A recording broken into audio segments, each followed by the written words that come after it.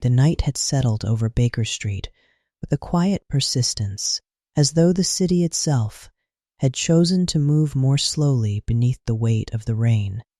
Outside the tall windows of number 221B, the storm did not rage. It whispered. Rain fell in steady lines, tapping softly against the glass, each drop joining the next in a gentle, unbroken rhythm. Inside, the sitting room was warm. A fire rested in the grate, its glow deep and steady, breathing softly as embers shifted inward. The light it cast moved slowly across the walls, stretching and folding in calm, familiar patterns. Shadows gathered in the corners, not dark or threatening, but quiet, like thoughts waiting patiently to fade. Dr. John Watson sat in his chair near the fire, a blanket drawn lightly across his knees. A book rested open in his hands, though he had not turned a page in some time. The sound of the rain and the soft ticking of the clock upon mantel seemed to hold his attention more completely than any printed word. Tick, pause, tick. Each second passed without hurry. Across the room, Sherlock Holmes lay stretched upon the sofa, his long frame at ease, his eyes half closed. He was not asleep. There was a stillness about him that suggested something deeper than rest, a quiet attentiveness, as though he listened not to the room, but to the spaces between its sounds. The fire shifted gently. Small piece of coal settled, sending a brief pulse of orange through the grate before returning once more to its steady glow. "You hear it, Watson," Holmes said at last, his voice low, almost blending with the rain, the rhythm. Watson glanced up, his expression calm. "The rain?" he asked softly. Holmes inclined his head slightly. "Yes, and everything beneath it." For a moment, neither spoke again. The sound of the storm filled the space comfortably, not demanding attention, but offering it. The city beyond the windows felt distant now, softened by water and darkness, as though London itself had drawn a curtain and chosen to rest. A carriage passed somewhere along the street below, its wheels muted by the wet road. The sound came and went without leaving a trace. Holmes shifted slightly, folding his hands together. "Storms," he said quietly, "have a way of bringing things to the surface, not with force, but with patience." Watson let out a slow breath, settling deeper into his chair. "I have always found them calming," he said. Holmes allowed a faint smile to touch his lips. "As have I." The clock continued its steady marking of time. Tick, pause, tick, and then, gently, almost as though it did not wish to disturb the night, there came a knock, not loud, not urgent, just a single measured sound from below, waiting patiently to be answered. Watson lifted his gaze toward the door, but did not move at once. The moment stretched, held softly between the fading echo of the knock and the quiet breath of the room. Holmes opened his eyes fully now, though his expression remained unchanged. "Even the storm," he murmured, "cannot keep all things away." Footsteps sounded faintly upon the stairs, slow and familiar. Mrs. Hudson's voice followed, low and reassuring, and then the soft creak of the door below. The rain continued to fall, the fire continued to glow. And somewhere, just beyond the warmth of Baker Street, something had begun to move, not quickly, not urgently, but with the same quiet certainty as the storm itself. Holmes did not rise. He simply listened. The knock did not come again. Instead, it settled into the quiet of the room, as though it had always been part of the night, no different from the rain upon the glass or the steady breathing of the fire. For a few moments, nothing moved. The clock continued its patient rhythm. Tick, pause, tick. Then from below came the soft murmur of voices. Mrs. Hudson's tone was gentle, familiar, and another voice, quieter still, carried with it the faint weight of travel and weariness. The words themselves could not be heard, only their presence, like something drifting just beyond understanding. Footsteps followed, slow, measured, careful upon the stairs. Watson straightened slightly in his chair, setting his book aside without thinking. The air in the room had not changed, and yet there was a subtle shift, as though the night itself had drawn a little closer to listen. Holmes remained where he was, though his gaze had turned toward the door. His eyes were clear now, attentive, but calm. The handle turned softly. Miss Hudson appeared, her expression warm, her movements unhurried. Behind her stood a young man, his form outlined by the dim light of the hallway. "Mr. Holmes," she said kindly, "a visitor." Holmes inclined his head. "Of course, Mrs. Hudson. Thank you." She stepped aside, allowing the young man to enter, and then withdrew as quietly as she had come, closing the door with the gentle click that seemed to settle the room once more. The visitor remained near the threshold for a moment, as though uncertain whether he had truly arrived. His coat was darkened by rain, the fabric heavy with moisture, small drops still clinging to its surface before falling silently to the floor. His hat he held in one hand, fingers resting upon its brim. "Pray come in," Holmes said, his voice low and even. "You are most welcome." The young man stepped forward. His movements were controlled, but not entirely at ease. There was a carefulness in him, not of fear, but of someone who had spent time thinking, waiting, perhaps wondering whether he had come to the right place. "I hope I do not intrude," he said, as he removed his coat. "The hour is late."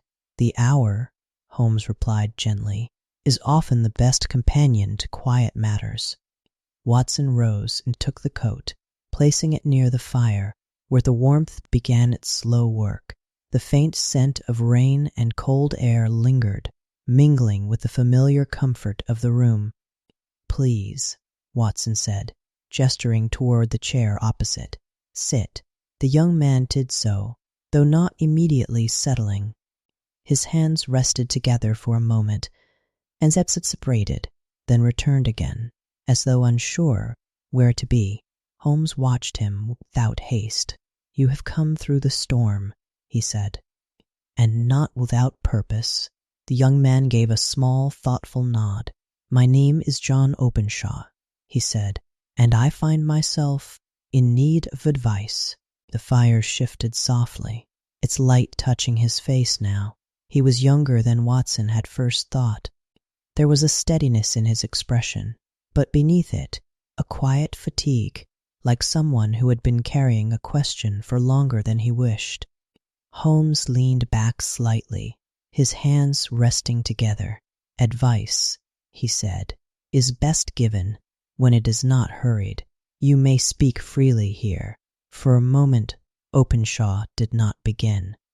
Instead, he glanced toward the window, where the rain continued its steady descent, tracing slow paths through the glass. "It began," he said at last, "some years ago, with my uncle." His voice was calm, not dramatic, not strained, but careful, as though each word had been considered long before it was spoken. Watson resumed his seat, listening. "There was nothing unusual at first," Openshaw continued, "nothing that would have caused concern. My uncle was a man of habit, of quiet ways. He kept to himself and asked little of others." Holmes did not interrupt. He did not press. He simply listened. "But then," Openshaw said, "a letter arrived." The room seemed to grow still around the words, not with tension, but with attention, as though even the fire had quieted to hear them. "It was a small thing," he went on, "an ordinary envelope. There was no mark upon it that would have suggested anything out of place." His fingers tightened slightly, then relaxed again. Inside, there were 5 small objects, Holmes' gaze did not shift, though something within it seemed to focus more clearly. 5? He repeated softly. Openshaw nodded. Yes. The rain tapped gently against the window. 5 dried orange pips. The words settled into the room like the falling of something light, yet unmistakable. Watson felt, for a moment, the quiet weight of them. Not heavy, not sharp, but present, in the way certain details remain long after they are spoken. Holmes inclined his head, his expression unchanged. "And what," he asked calmly, "did your uncle make of them?" Openshaw drew a slow breath. "At first, very little," he said, "but that did not last." The fire gave a soft sigh as another ember shifted. Outside, the storm continued, steady and unbroken. Inside, the room remained warm, still, and waiting. For a little while no one spoke. The sound of the rain filled the space between them, steady and unchanging, as though it had no beginning and no need to end. The fire moved gently in the grate, its glow rising and settling in a slow, familiar rhythm. Holmes remained still, his attention resting entirely upon the young man before him. "Tell me," he said at last, his voice low and even, "what followed?" John Openshaw lowered his gaze briefly, as though returning to something long remembered. "At first," he said, "it seemed a curiosity, nothing more. My uncle examined the envelope, turned it over, and said very little. He was not a man given to imagination." The clock ticked softly. "He asked where it had been posted," Openshaw continued. "When I told him, he became quiet." Holmes's eyes sharpened slightly. "And where was that?" he asked. "Pondicherry," Openshaw replied. The words seemed to settle into the room, not with weight, but with distance. A place far from Baker Street, far from the quiet warmth of the fire. Watson leaned forward slightly, his hands resting upon his knees. "And the pips?" he asked gently. Openshaw gave a faint nod. "They lay in his palm," he said, "small, dry, and without meaning, or so it seemed. Yet he did not throw them away. He kept them, for a time." The fire shifted.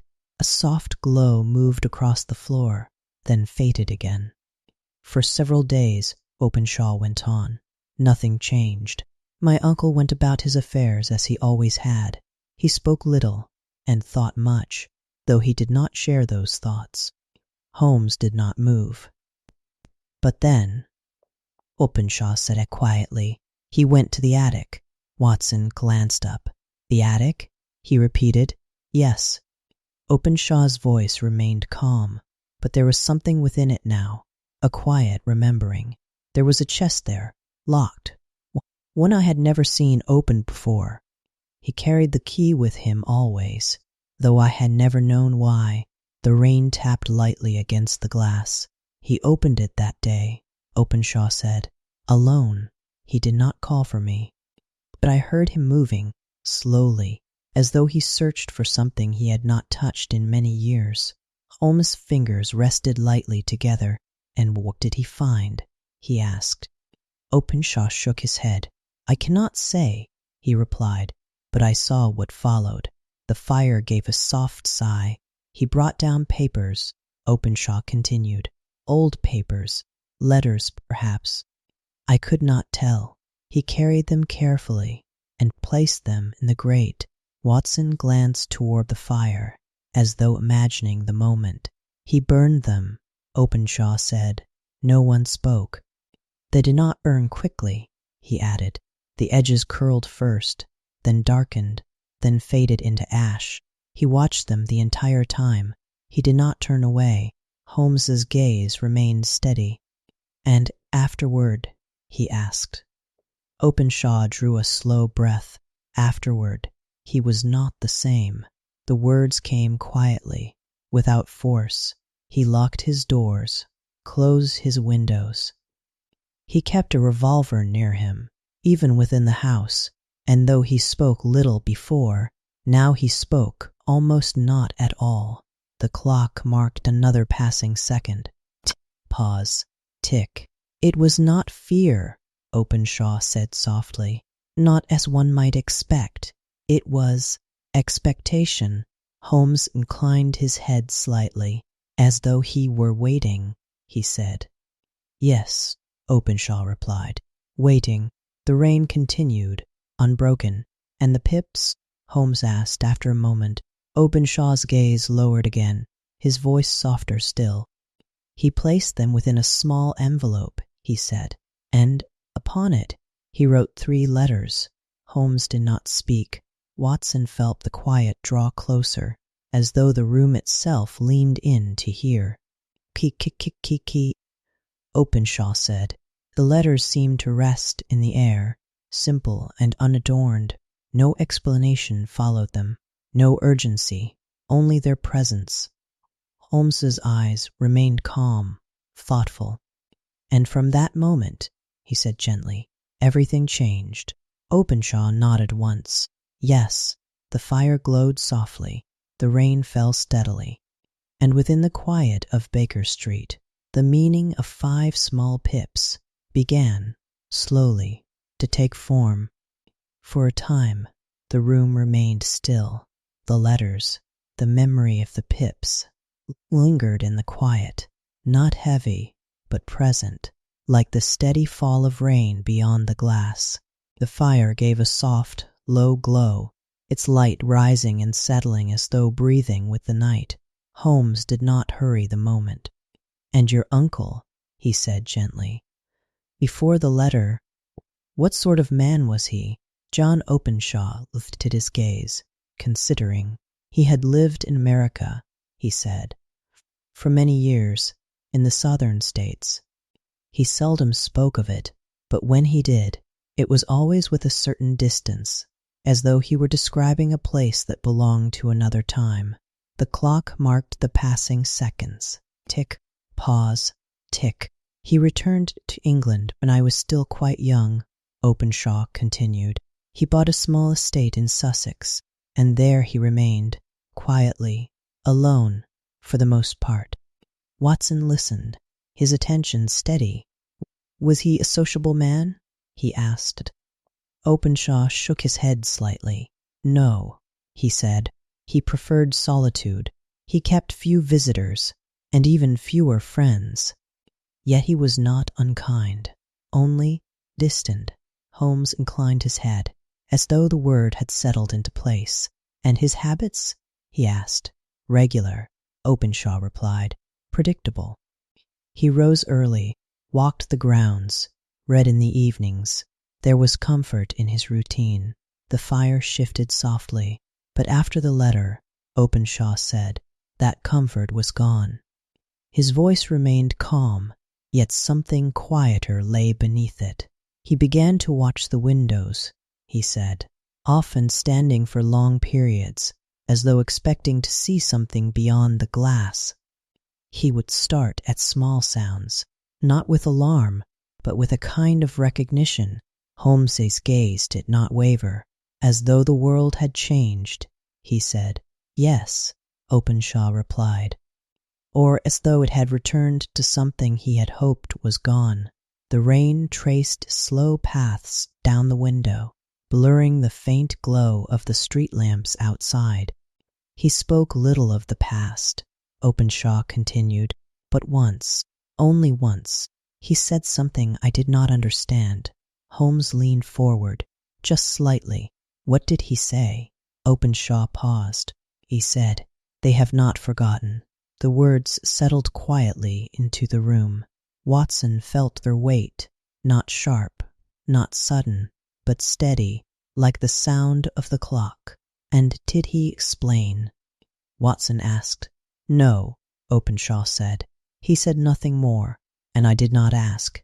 The fire gave a soft pulse of light. For several weeks, Openshaw went on, he remained in that state, restless, but contained, as though he were waiting for something that had not yet arrived. Holmes' fingers rested lightly together. And then? He asked. Openshaw drew a slow breath. Then one evening, she said, the storm came. Outside, the rain continued its steady fall, as though echoing the memory. It was much like tonight, Openshaw said. Wind against the windows, the air heavy with rain. The house felt closed, somehow, as though the storm had drawn everything inward. Watson glanced toward the glass, where droplets moved slowly downward. My uncle paced, Openshaw continued, up and down the room, not quickly, but without rest. He spoke to himself at times, though I could not hear the words. Holmes listened without interruption. And later? He asked. Later, Openshaw said softly. He left the house. Watson looked up. In the storm? Yes. Openshaw's voice remained steady. He took his hat, his coat, and walked out into the night.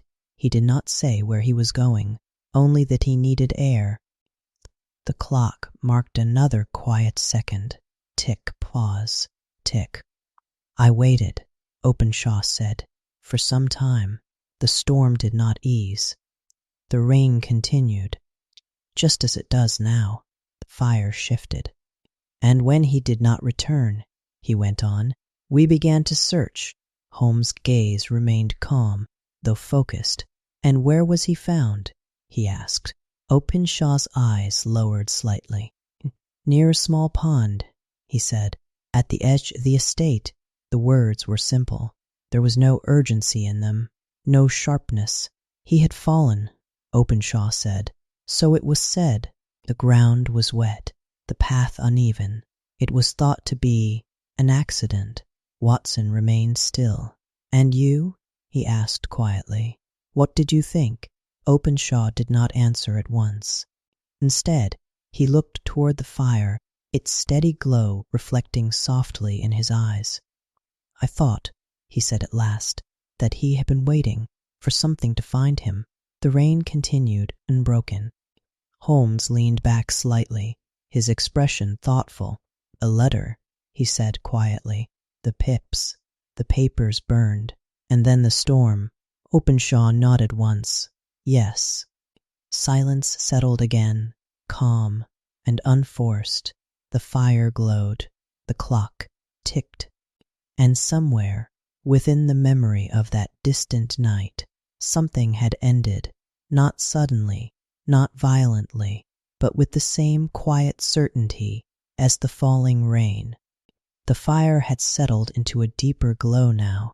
Its light no longer flickered, but moved slowly, steadily, as though it had found a rhythm it did not wish to leave. Shadows rested quietly along the walls, their edges softened by the warmth. Outside, the rain continued, its gentle tapping unchanged, a constant presence that asked for nothing. In the room, the silence returned. Holmes sat back upon the sofa, his long frame relaxed, his eyes thoughtful but untroubled. Watson remained in his chair, his hands loosely folded, listening, waiting, allowing the story to unfold at its own pace. John Openshaw sat between them, his posture composed, though there was a quiet weight to his stillness. After my uncle's death, he said at last, the house became different. The words came softly, without strain. Different? Watson asked gently. Openshaw nodded. The rooms felt larger, he said, quieter, as though something had been removed, leaving behind only space. The clock marked the passing moment. Tick, pause, tick. I remained there for some time, Openshaw continued. There were matters to settle, papers to arrange. My father came to stay, though he had little fondness for the place. Holmes inclined his head slightly. And the attic? He asked. Openshaw's gaze lifted.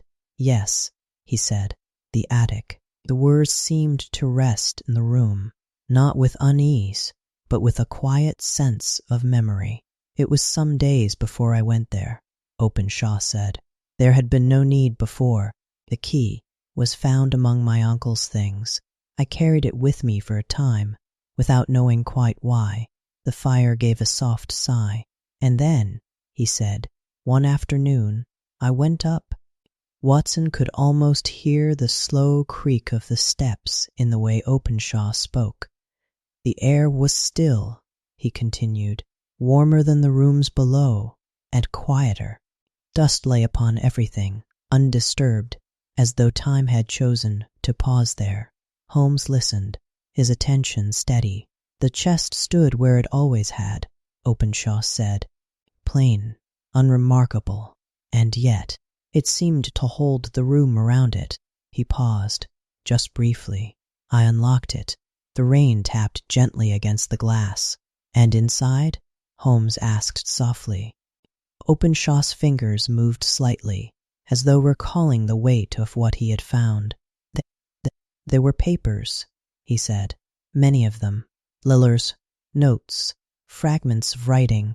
Some were folded carefully. Others, less so. Watson leaned forward slightly.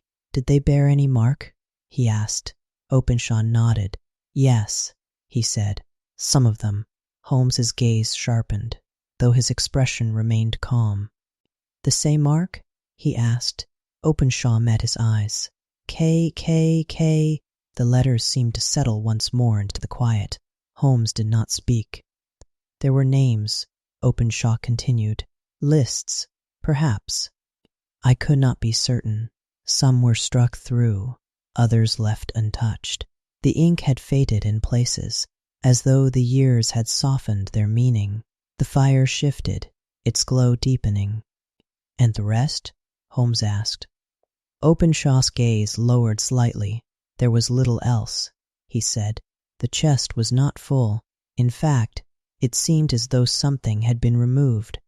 Watson frowned faintly. Removed? He repeated. Yes, Openshaw said, as though what remained was only what had been left behind. The clock kicked quietly. Tick, pause, tick. I brought some of the papers down, Openshaw said. Not all, only those I thought might matter. The rest I left where they were. Holmes inclined his head. And your father? He asked. Openshaw allowed a faint, thoughtful breath. He did not care for them, he said. He was a practical man. He saw no meaning in old letters, no reason to trouble himself with what had already passed. The rain traced slow paths down the window. He advised me to leave them be, Openshaw continued, to forget them, as one forgets things that no longer belong to the present. Holmes' fingers rested lightly together. And did you? He asked. Openshaw shook his head. No, he said simply. The word rested quietly between them. I kept them, he said. A few, enough to remember, though I didn't yet understand what I was remembering. The fire gave a soft, low sound, as a small ember settled inward. For a time, Openshaw continued, life returned to something like its former shape. The house was quieter, but it was no longer watchful. My father moved freely. The doors were no longer locked, the windows left open. Watson felt the gentle shift in the story, not sudden, but gradual, like the easing of rain. And then? He asked softly. Openshaw's gaze drifted toward the fire. Then, he said, the letter came again. The words did not fall sharply. They settled, slowly, like the ash within the grate. Holmes did not move. The same envelope, Openshaw said. The same quiet rifle, and inside, he paused. Watson felt the room grow still once more. The same 5 orange pips. The fire glowed softly. The rain continued. And within the quiet of Baker Street, the pattern, patient, unhurried, began to repeat itself once more. For a moment the room remained perfectly still. The words had settled gently, like dust upon a surface long undisturbed. The fire breathed quietly in the grate, its light steady, unchanging. Outside, the rain continued its patient rhythm, neither stronger nor weaker, simply present, Holmes did not move. "The same 5 pips," he said at last, his voice low and calm. "And the same mark?" John Openshaw nodded. "Yes," he replied. "Upon the inside of the envelope, the same 3 letters. K, Holmes murmured. The sound of them seemed to fade almost as soon as they were spoken, leaving only their shape behind. Watson shifted slightly in his chair, though his voice remained gentle. "And your father?" he asked. "What did he make of it?" Openshaw gave a faint, thoughtful breath. "He did not believe in it," he said. "Not as my uncle had. He saw no reason to connect the two. To him, it was a coincidence, nothing more." The clock marked the passing of another second. Tick, pause, tick. He laughed. Openshaw continued softly, not unkindly, but with a certain impatience. "He said that people see patterns where none exist, that the mind prefers meaning even where there is none to be found." Holmes inclined his head slightly. "A reasonable view," he said, "and often a comfortable one." "Yes," Openshaw replied, "comfortable." The fire shifted, sending a slow wave of light across the floor. "But the letter was not empty," Openshaw said. "There were words, written plainly." Holmes's gaze sharpened, though his expression remained composed. "What words?" he asked. Openshaw lifted his eyes. "Put the papers on the sundial." The sentence settled into the room with a quiet certainty. Watson repeated it softly. "On the sundial." "Yes." Openshaw's voice remained steady, though softer now. "There is a sundial in the garden," he said. "Old, stone, set near the edge of the lawn. It had stood there for many years, unnoticed, unchanged." Holmes rested his hands together. "And the papers," he said. "The ones from the chest." Openshaw nodded. "Yes." The rain tapped gently against the glass, as though marking the passing of thought. "My father refused," Openshaw said. "He saw no reason to obey an unsigned message. He told me to ignore it, to throw it aside." Watson watched him quietly. "And did you?" he asked. Openshaw's gaze lowered slightly. "I did not know what to do," he said. The request seemed simple, and yet it carried something with it. Not urgency, but certainty. Holmes's eyes remained fixed upon him, as though it expected to be followed. He said, "Yes," Openshaw replied, "exactly so." The fire gave a soft sigh. "For a time," Openshaw continued, "nothing changed. The letter lay where it had been placed. The pips were set aside, as before, and life resumed its quiet course." The clock ticked on. Tick, pause, tick. "My father went about his affairs as usual," he said. "He walked the grounds, attended to his work, spoke of ordinary things. There was no sign that he felt any concern." Watson folded his hands. "And you?" he asked gently. Openshaw paused. "I listened," he said, "to the house, to the silence. It felt different, not as it had been after my uncle's death, but not as it had been before either." Holmes watched him closely.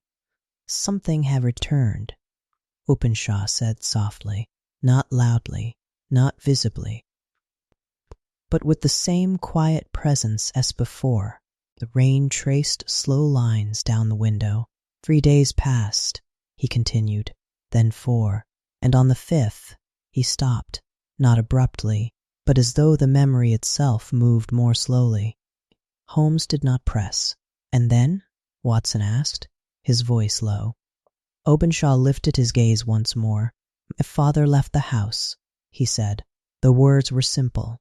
"He had business in town," Openshaw continued. "Nothing unusual. He took his coat, his hat, and said he would return by evening." The fire glowed steadily. "He did not return." Silence followed. Not heavy, not sharp, but complete. Watson felt the quiet settle. as though the room itself understood what had been left unsaid. "And he was found?" Holmes asked softly. Openshaw nodded. "The next day," he said, "at the foot of a chalk pit. The ground was steep, the path uncertain.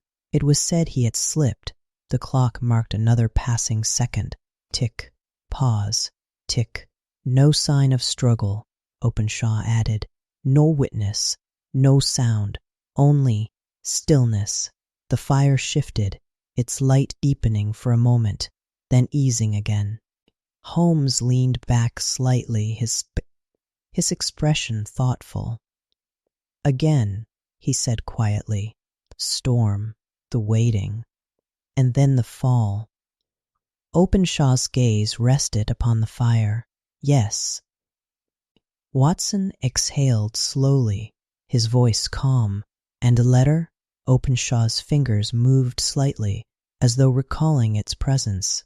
"It remained," he said, "untouched, as though it had already served its purpose."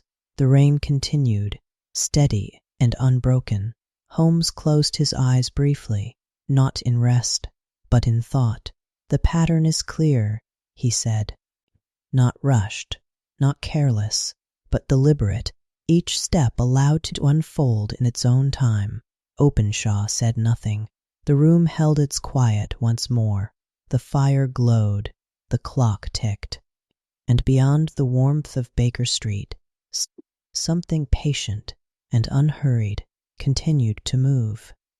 The room returned to stillness, not an empty silence, but a full one, the kind that settles gently after words have found their place. The fire breathed quietly, its glow steady and reassuring, while the rain continued its soft, endless pattern against the window. Holmes remained where he was, his eyes half-lidded, his expression thoughtful but untroubled. Watson sat nearby, his posture relaxed, though his attention had not wavered. John Openshaw sat between them, his hands resting together now, as though the telling itself had eased something within him. "For a time," he said softly, "there were no further letters." The clock marked the passing moment. Tick, pause, tick. "The house was left to me," he continued, "and with it, the quiet that had followed both my uncle and my father. It was a strange quiet, not empty, but settled, as though something had already been decided." Holmes inclined his head slightly. "And you remained there?" he asked. "Yes," Openshaw replied. "There seemed no reason not to. The matter, as far as others were concerned, had ended." The rain traced slow paths down the glass, blurring the distant lights of the street. "I returned to my work," Openshaw said. "The days passed in their usual way. Nothing disturbed the order of things. And yet," he paused, not out of uncertainty, but as though the memory itself required time. "And yet," Watson prompted gently. Openshaw lifted his gaze. "I did not forget," he said. The words rested quietly between them. "The letters remained," he continued. "The mark, the pips, the words written so plainly, they did not fade, as ordinary things do. They remained, as though they had not yet finished speaking." Holmes's eyes opened fully now. "Yes," he said. "Go on." Openshaw drew a slow breath. "It was this morning," he said. "The letter came." The fire gave a soft, low sound. Watson felt the moment settle, not with alarm, but with recognition. "The same?" Holmes asked. Openshaw nodded. "The same," he said. "The envelope, the writing, the small, careful seal, there was nothing to distinguish it from the others." Holmes leaned forward slightly, and inside. Openshaw opened his hand, as though the memory itself rested there. "The 5 pips," he said. The words were quiet, unforced, and yet they seemed to fill the room. Watson's gaze lowered, as though he could almost see them, small, dry, and without weight, yet carrying something far greater than themselves. "And the mark?" Holmes asked. "The same," Openshaw replied. KKK. The letters faded into the soft rhythm of the rain. And the message, Holmes continued. Openshaw reached into his coat slowly, his movements careful, unhurried. From within, he drew a folded piece of paper, worn only slightly from its short journey. He held it for a moment, then passed it across. Holmes accepted it, his fingers steady. He unfolded it without haste, his eyes moving calmly across the page. Watson leaned closer, not out of urgency, but from quiet attention. The words are few, Holmes said softly. He paused, then read them aloud. Put the papers on the sundial. The sentence lingered in the air, unchanged. The fire glowed. The clock ticked. Watson leaned back slightly. It is the same as before, he said. Yes, Openshaw replied. Exactly the same. Holmes folded the paper once more, his movements precise. And the papers? He asked. You still possess them? I do, Openshaw said. Those that remained. I kept them, though I have never known why. Holmes inclined his head. You knew, he said quietly, even if you did not yet understand. Openshaw gave a faint, thoughtful breath. Perhaps, he said. Outside, the rain continued its steady fall. And what have you done? Holmes asked. Openshaw shook his head. Nothing, he replied. Not yet. I came here, before taking any action. Holmes leaned back, his gaze thoughtful. That was wise, he said. The room held its calm. Watson folded his hands, his voice gentle. You believe, he said, that what happened before may happen again. Openshaw did not answer immediately. Instead, he looked toward the fire, its steady glow reflecting softly in his eyes. I believe, he said at last, that something has begun. Once more, the clock marked another passing second. Tick, pause, tick. Holmes' expression remained unchanged, though there was a quiet clarity in his gaze now, as though the pieces had begun to settle into place. Not begun, he said softly. Continued. The words seemed to rest in the room. Outside, the storm carried on, patient and unhurried. Inside, Baker Street remained warm, still, and watchful. And between them all, the meaning of 5 small pips drew quietly closer. For a little while, no one spoke. The letter lay folded in Holmes's hand, its surface smooth and unremarkable, as though it carried nothing more than ink upon paper. Yet the room seemed to hold it differently, not as an object, but as a quiet presence. The fire breathed gently. The rain continued its soft, unbroken rhythm. Tick, pause, tick. Holmes remained still, his gaze resting somewhere beyond the letter itself, as though he were looking not at the words, but at the space around them. At length he placed the paper upon the table. It is a pattern, he said quietly. Watson leaned forward slightly, his expression calm.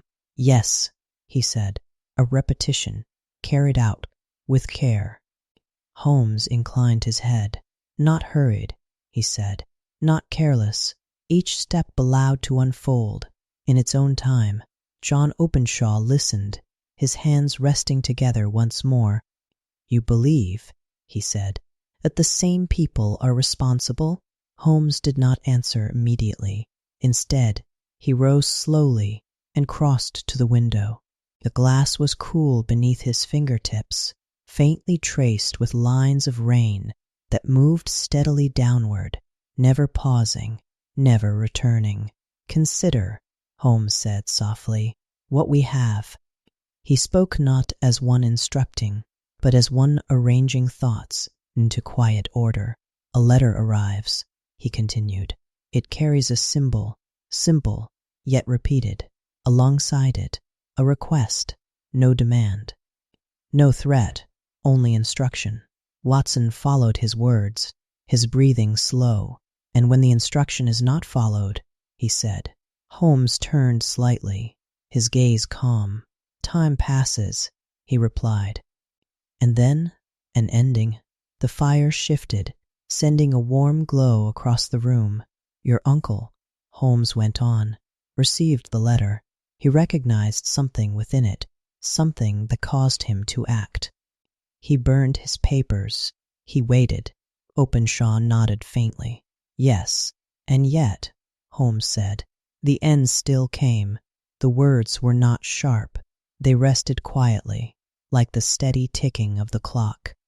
Your father, Holmes continued, received the same message. He did not act. He dismissed it. And again, time passed. Watson lowered his gaze slightly. And again, the end came, he said. Holmes inclined his head. Yes. The rain tapped gently against the glass. Holmes remained by the window, his posture relaxed, his attention steady. This is not anger, he said, nor is it haste. It is patience. The words settled softly.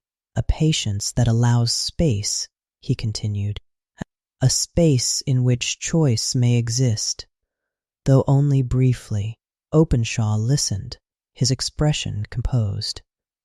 And the letters KKK? He asked. Holmes did not answer at once. Instead, he turned back toward the room, his gaze thoughtful.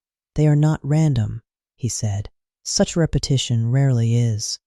They belong to something structured, something that values symbol and memory. Watson folded his hands. A society? He suggested. Holmes gave a slight nod. Perhaps, he said, or something like it. The fire glowed steadily. Holmes returned to his seat, lowering himself without hurry. His movements carried no urgency, only quiet certainty. There is another detail, he said. Openshaw lifted his gaze. The places from which the letters were sent, Holmes continued. Pondicherry, Dundee, and now London.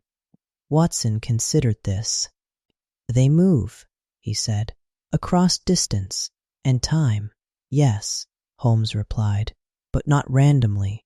Each arrival is measured, placed, as though following a path already known. The clock marked another passing moment.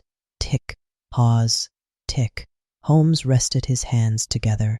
And always, he said, the same message, the same request. Put the papers on the sundial, Watson murmured. Yes.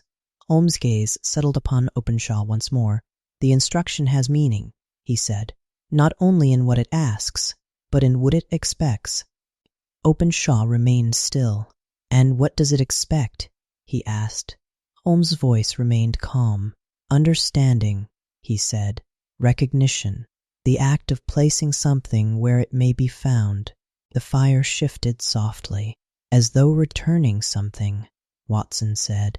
Precisely, Holmes replied. The room held its quiet once more. Outside, the rain continued, steady and patient. And now, Holmes said gently, a letter has come to you. Openshaw nodded. Yes. Holmes regarded him with calm attention. You have seen what has passed before, he said. You understand a pattern, even if its origin remains unclear. Openshaw's gaze lowered briefly. I do, he said. Holmes leaned back slightly, his expression unchanged. Then the question, he said, is not what has happened, but what you will do. The words were not urgent. They did not demand an answer. They rested, quietly, within the room. The fire glowed, the clock ticked, and beyond the rain softened glass, the night moved on, patient and unhurried. The room held its stillness. Holmes's words did not linger with weight, but with clarity. They settled gently, like the steady rhythm of the rain beyond the window. The fire glowed low now, its warmth deep and constant, casting a quiet light across the room. John Openshaw sat without moving, his gaze lowered slightly. as though considering something that had long been waiting for shape. "The choice," he said at last, "does not feel like one." Holmes regarded him calmly. "Many choices do not," he replied. "Yet there remain choices, all the same." The clock marked the passing moment. Tick, pause, tick. Watson leaned forward, his voice gentle. "You have come for advice," he said, "and you shall have it, but it will not be forced upon you." Openshaw gave a faint nod. "I understand." The rain traced its quiet path down the glass. Holmes leaned slightly toward the table where the folded letter lay. He rested his fingers upon it, not to claim it, but simply to acknowledge its presence. "The message is clear," he said. "It asks for something to be returned. The papers, those which remain from your uncle's chest." Openshaw's hands moved faintly, then settled again. "Yes," he said, "though I do not know why they are wanted, nor what they contain." Holmes inclined his head. "The content may matter less than the act," he said. "To place the papers upon the sundial is to signal that the message has been understood." Watson watched quietly. "And if it is not done?" he asked. Holmes did not answer immediately. Instead, he let the question rest, as though allowing its meaning to form without pressure. "You have seen what follows," he said at last. The fire gave a soft sigh. Openshaw lifted his gaze.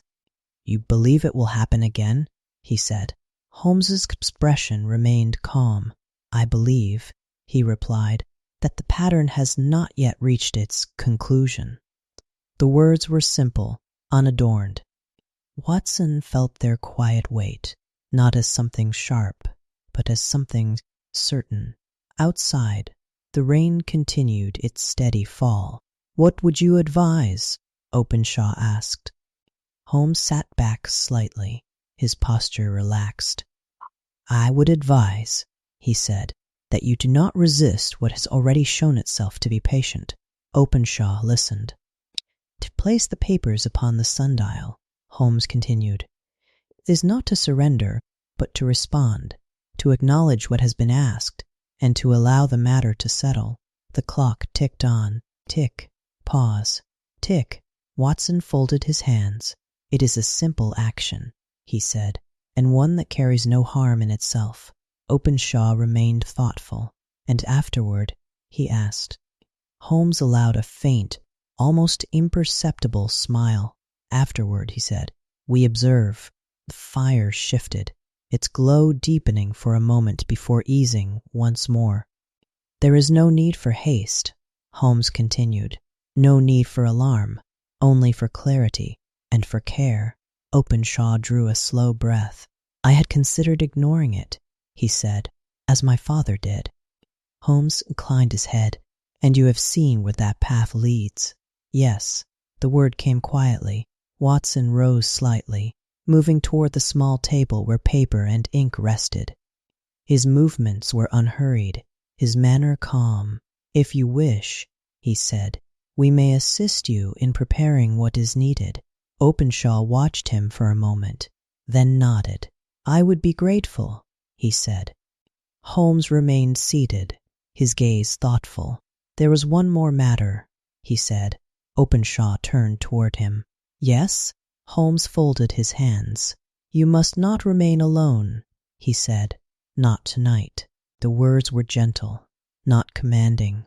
Openshaw's brow softened slightly.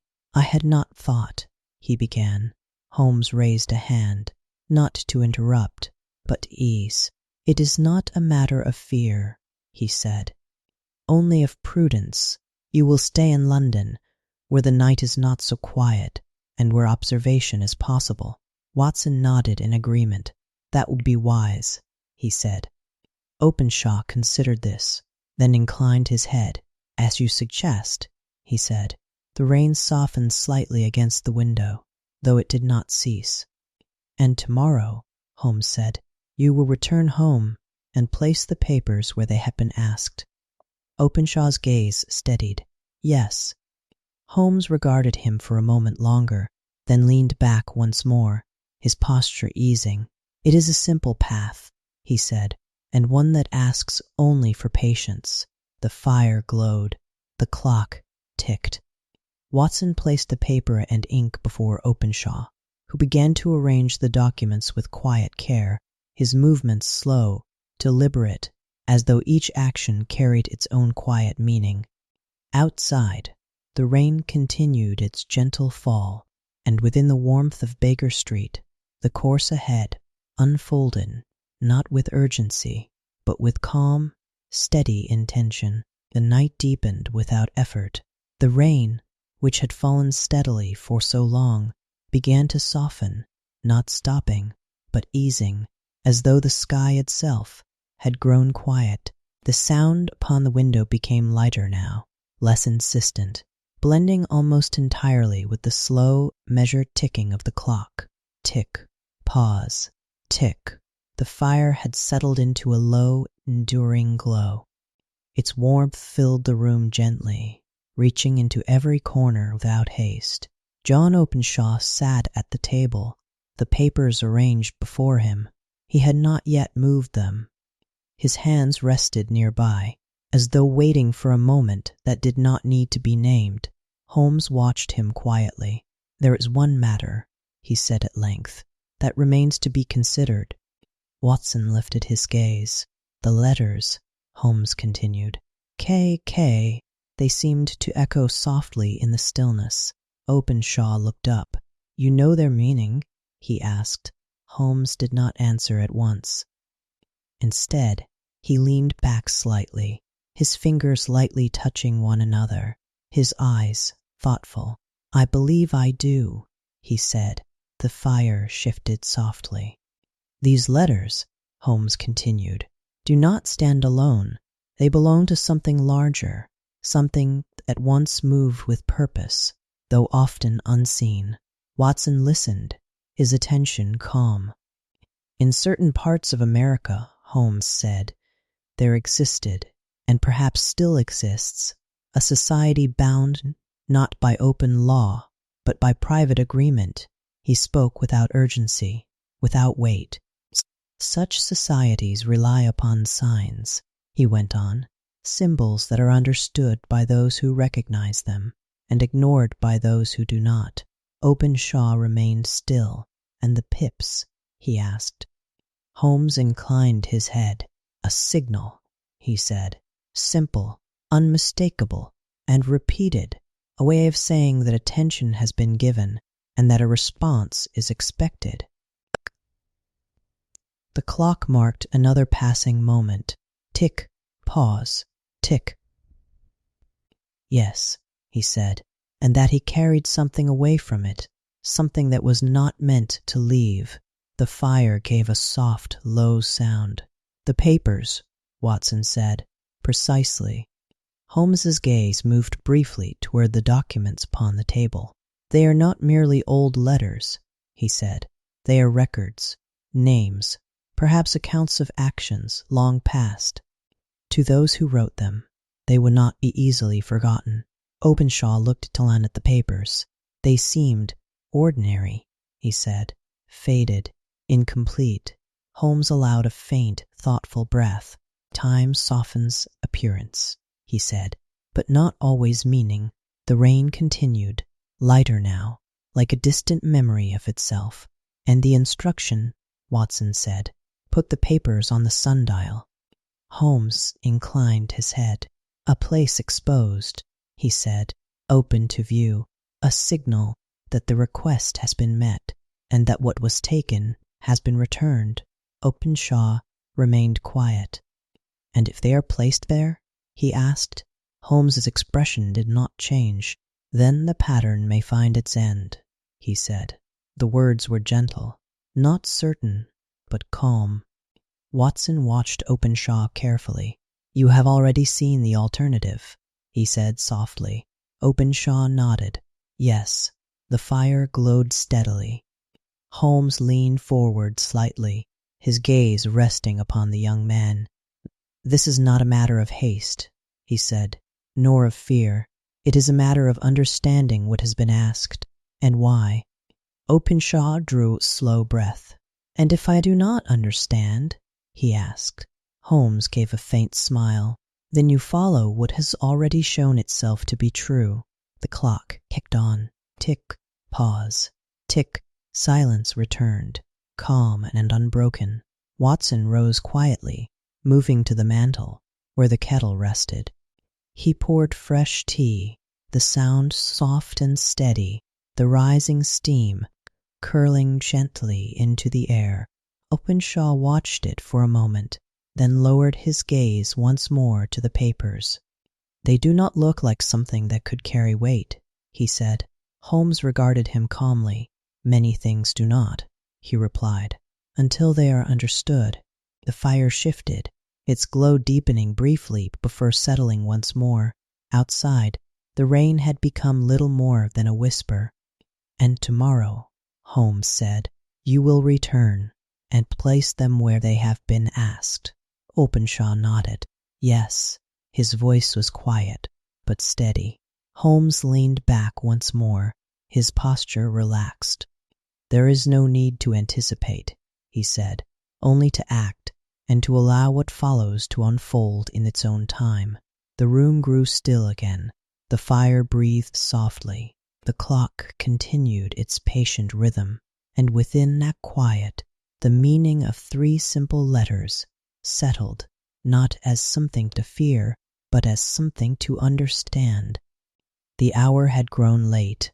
Beyond the windows of Baker Street, the rain had faded into a fine, drifting mist, barely touching the glass as it passed.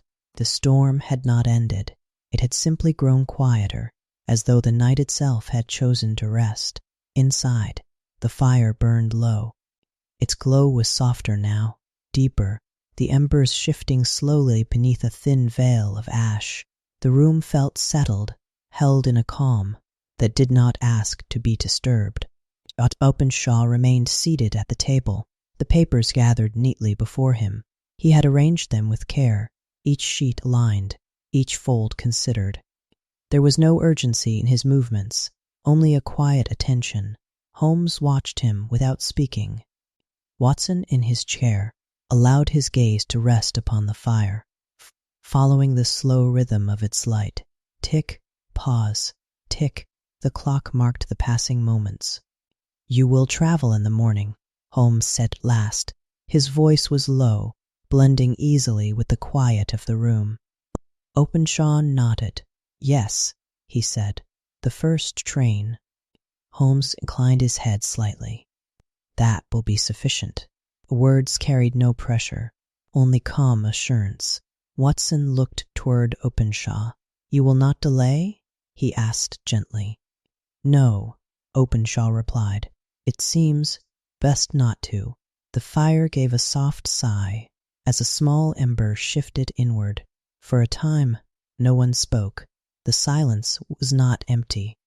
It was filled with the small, steady sounds of the room, the faint settling of wood, the quiet breath of the fire, the distant hush of the city beyond the walls. At length, Openshaw rose.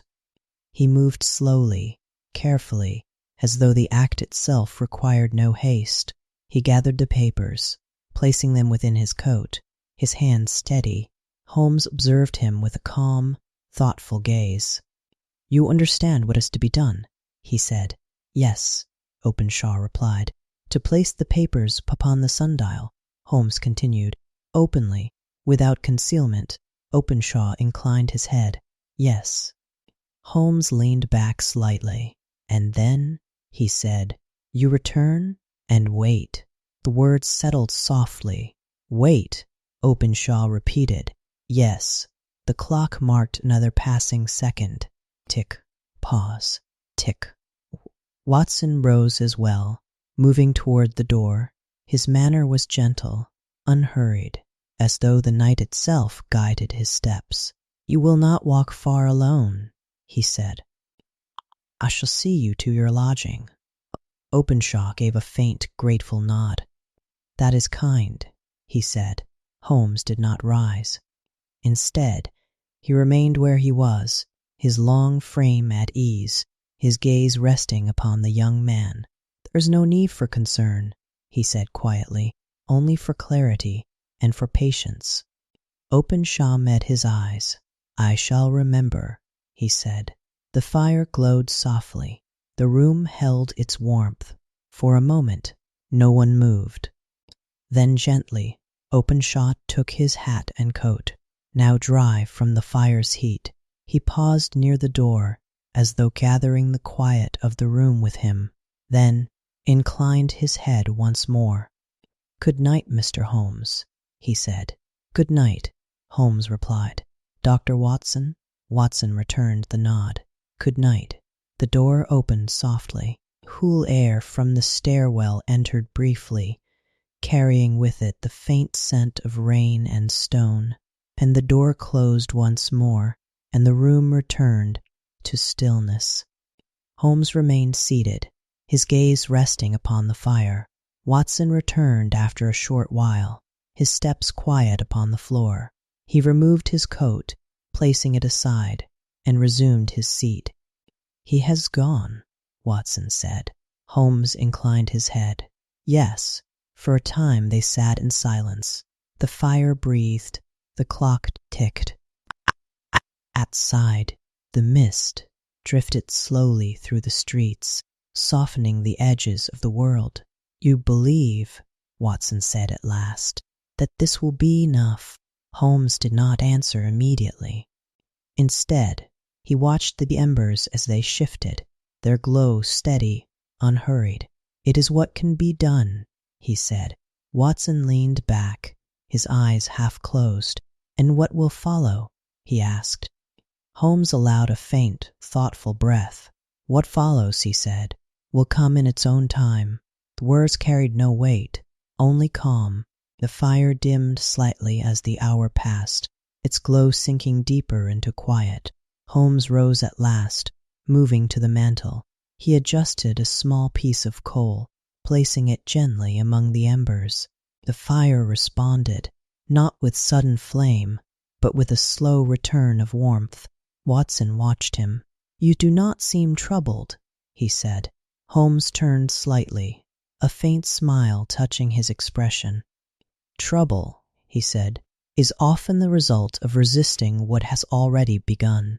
Watson considered this. "And you do not resist?" Holmes shook his head. "No," he said. "I observe." The clock marked another moment. Tick, pause, tick. The night deepened. The room grew quieter still. And beyond Baker Street, the city lay beneath its soft veil of mist, holding its secrets, not with urgency, but with patience. Holmes returned to his seat. The fire glowed. And the hours passed, slowly, gently, carrying the story forward, not with haste, but with quiet certainty. Morning came quietly to Baker Street, not with brightness, nor with sudden sound, but with a pale, steady light that slipped gently through the curtains, softening the room's familiar shapes. The fire had burned low in the night, leaving only a bed of ash, and a faint warmth that lingered, like the memory of something comforting. Dr. Watson woke slowly. For a moment, he remained still, listening. The rain had passed. In its place, the city stirred. Distant footsteps upon the pavement, the opening of a shop door, the muted roll of a carriage, moving somewhere beyond sight. Nothing hurried, nothing sharp. Just the quiet return of day. He rose, moving without haste, and made his way into the sitting room. Sherlock Holmes was already there. He stood near the window, his hands loosely clasped behind his back, his gaze resting upon the street below. The morning light touched his face gently, softening the sharpness of his features. "You are early," Watson said. Holmes inclined his head slightly. "The day has begun," he replied. It seemed appropriate to greet it. Watson smiled faintly and moved toward the fire, kneeling to stir the embers back to life. The coals responded slowly, a soft glow returning as he added a small piece of coal, careful not to disturb the quiet. For a time, neither spoke. The clock marked the hour. Tick, pause, tick. At length, Watson rose. "He will be on the train now," he said. Holmes did not turn. "Yes," he replied, "he will." Watson moved to the table where the previous night's cups had been set aside. He arranged them absent-mindedly, spots moving with the same slow rhythm as the morning. He seemed resolved, Watson said. Holmes inclined his head.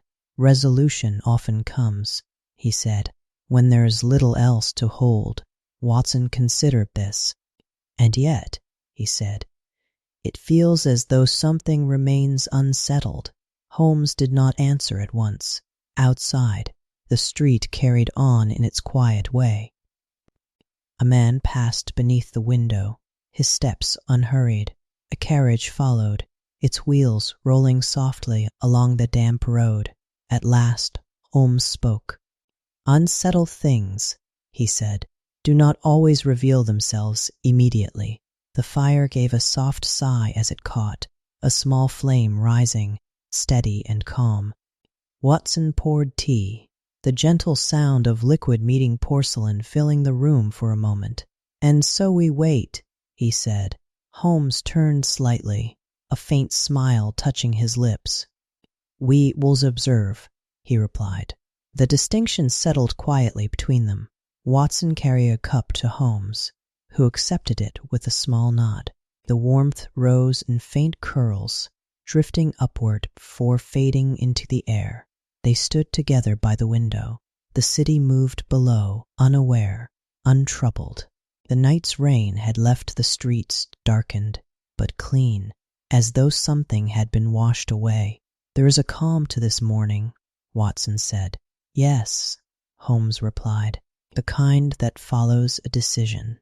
The clock marked another passing moment. Tick, pause, tick. Watson sipped his tea slowly, his gaze drifting across the street. "He will place the papers," he said. Holmes inclined his head. "He will. And then?" Watson asked. Holmes looked out across the rooftops, his expression thoughtful. "Then," he said, "we shall see whether patience has been met with patience." The words carried no urgency, only quiet expectation. Time passed. The morning grew brighter, though never harsh. Light settled into the room in gentle layers, touching the edges of furniture, softening every line. Watson returned to his chair, his cup resting loosely in his hands. Holmes remained by the window. For a while nothing changed. The fire burned steadily. The clock continued its quiet rhythm. The city moved and rested in equal measure. And yet, as the hour passed, something was absent. Watson became aware of it slowly, not as a sudden thought, but as a quiet realization.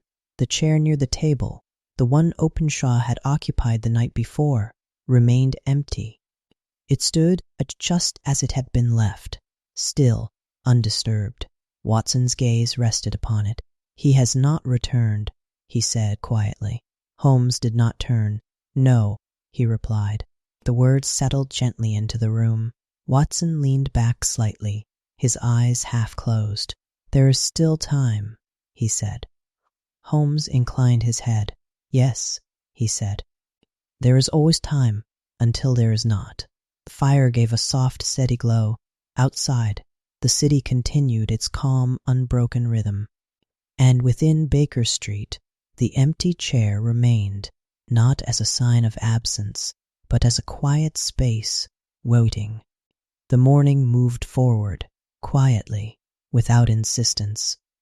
Light gathered slowly in the room, resting upon the mantel, the table, the familiar outlines of chairs and shelves. The fire had settled into a steady warmth, its glow no longer shifting, but holding its place with calm certainty. Holmes remained by the window. Watson sat in his chair, his thoughts drifting gently, carried by the steady rhythm of the clock. Tick, pause, tick. For a time, nothing disturbed the stillness.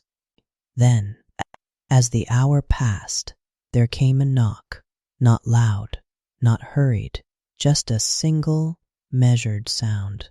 Holmes turned slightly. "Come in," he said. The door opened, and Mrs. Hudson appeared, her expression composed, though touched by something quieter, something that did not belong to the ordinary morning. "There is a message," she said gently, "for Mr. Holmes." She held out a folded paper. Holmes took it without haste, his fingers steady. He glanced at it briefly, then unfolded it with the same calm precision that marked all his movements. Watson watched him. There was no change in Holmes's expression, no sudden shift, only attention. "What is it?" Watson asked softly. Holmes did not answer at once. He read the message again, then folded it carefully, placing it upon the table beside him. "It concerns Mr. Openshaw," he said. The words were simple. Watson straightened slightly, his gaze attentive. "He has returned?" he asked. Holmes shook his head. "No," he said, "he has not." The room seemed to grow still, though nothing had changed. The fire continued to glow. The clock continued to mark the passing time. Tick, pause, tick. Watson set his cup aside.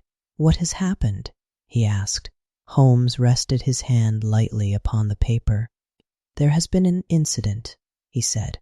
Watson waited. Holmes's voice remained calm. "He was found this morning," he continued, "near the river." The words settled quietly, not sharply, not suddenly, just present. Watson's gaze lowered slightly. "The river," he repeated. "Yes." Holmes inclined his head. "Near the water's edge," he said. "It is thought that he lost his way in the night, that the mist, perhaps, led him astray." Watson remained still. "And this is certain?" he asked. Holmes did not answer immediately. Instead, he moved slowly to his chair, sitting down with quiet deliberation. His posture remained relaxed, though his gaze had grown more distant, as though resting upon something beyond the room. "It is what has been concluded," he said. The fire gave a soft sigh. Watson folded his hands. "There was no sign?" he asked. "No sign," Holmes replied. The clock marked another moment. Tick, pause, tick.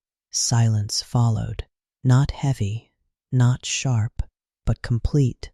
Watson felt it settle, as though the room itself understood what had been said and what had not. "He did as you advised," Watson said quietly. "He placed the papers." Holmes inclined his head. "He did," he said. Watson looked toward the window, where the morning light rested softly against the glass. "And yet," he said. Holmes did not finish the thought. Instead, he leaned back slightly, his hands resting together, his expression calm, but thoughtful. "The pattern," he said, "has continued." The words carried no urgency, only quiet recognition. Watson exhaled slowly. "There was no time," he said. Holmes's gaze remained steady. "Time," he replied, "is not always measured as we expect." The fire glowed softly. Outside, the city moved on, unchanged, untroubled. A carriage passed along the street, its wheels turning steadily. A voice called out in the distance, then faded.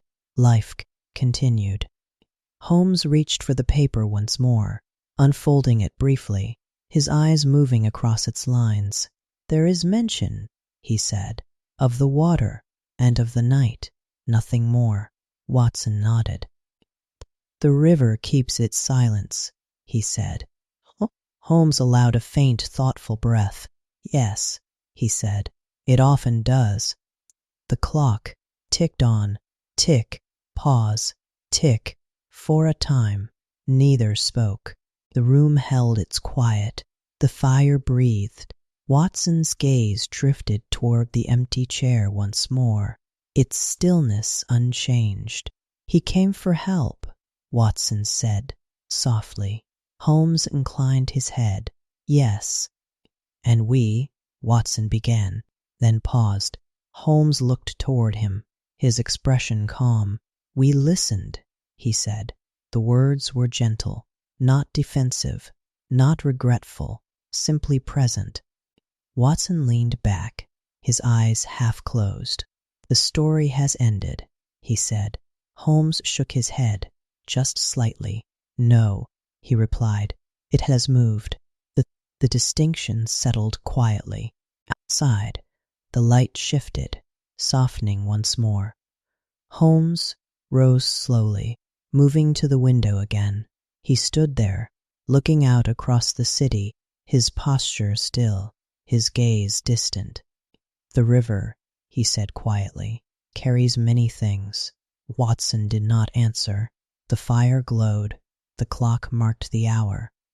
And somewhere beyond the reach of sight, the quiet flow of water continued, unbroken, carrying the story forward, not with noise, but with silence.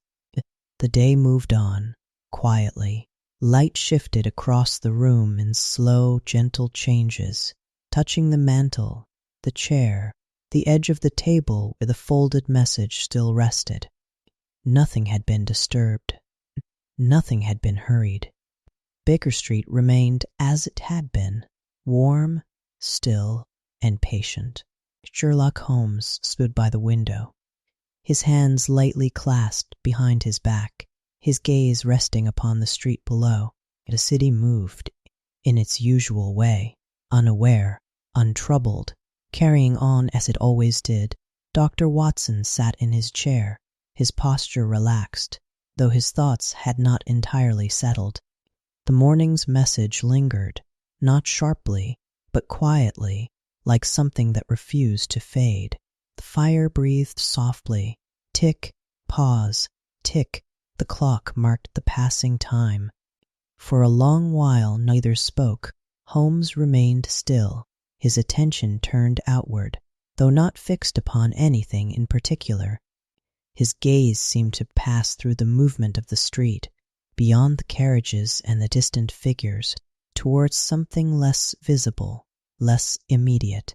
At length, Watson stirred. "You are thinking," he said gently. Holmes inclined his head slightly. "Yes." Watson leaned back, his voice calm. "And what do you see?" Holmes did not answer at once. Instead, he allowed the silence to remain, as though the answer itself required no haste. The fire shifted softly, its glow deepening for a moment before settling again. "I see a pattern," Holmes said at last. The words came quietly, not as a declaration, but as an observation. Watson folded his hands. "The letters," he said. "Yes." Holmes turned slightly, though he did not leave the window. The letters, the pips, the instruction," he continued, "each part placed carefully, without urgency, without error." Watson listened.